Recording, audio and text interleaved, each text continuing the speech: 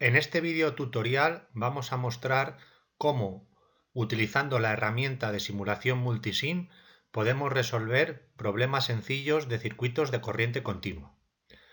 Para ello, una vez abierta la aplicación, vamos a agregar una serie de paletas que nos facilitarán la colocación de los objetos en el esquemático.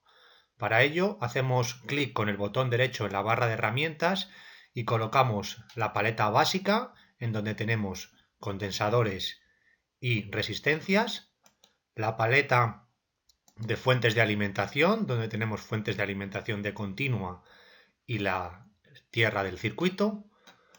Colocamos la paleta de simulación, en donde podremos realizar la simulación del circuito. La paleta de los instrumentos, donde se encontrarán los multímetros.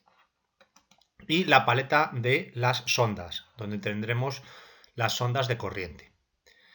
Pues bien, para realizar la simulación del circuito mostrado en la pantalla, debemos de ir colocando cada uno de los componentes. Comenzamos colocando las resistencias, una primera resistencia, otra resistencia y otra resistencia. Colocamos las fuentes de alimentación de manera similar, 3 fuentes de alimentación. Y a continuación colocamos los componentes de la manera más adecuada para poderlos unir.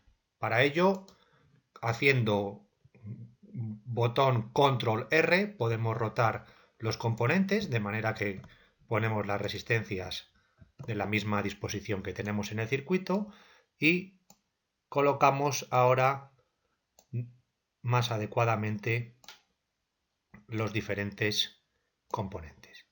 Para unirlos eléctricamente simplemente nos tenemos que acercar con el ratón a los extremos de un componente y podemos dibujar simplemente las conexiones eléctricas. Vamos realizando cada una de ellas y por último colocaremos la tierra del circuito, que será nuestra referencia de potencial.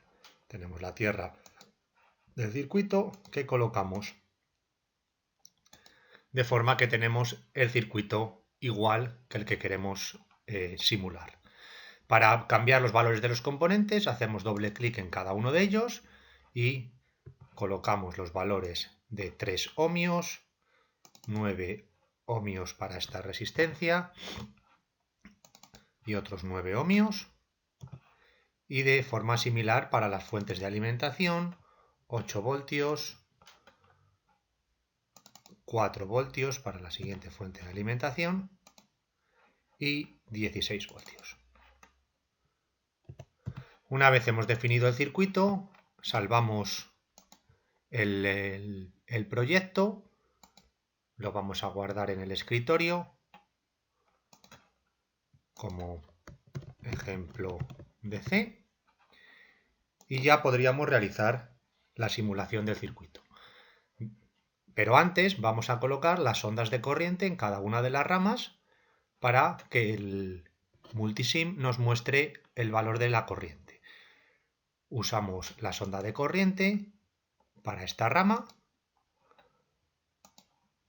para otra rama y para la última rama.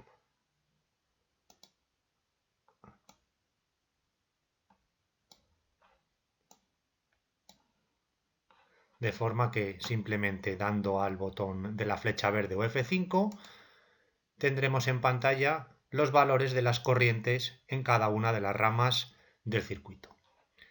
Paramos la simulación para mostrar cómo podemos calcular de manera análoga la corriente en cada una de las ramas utilizando un multímetro.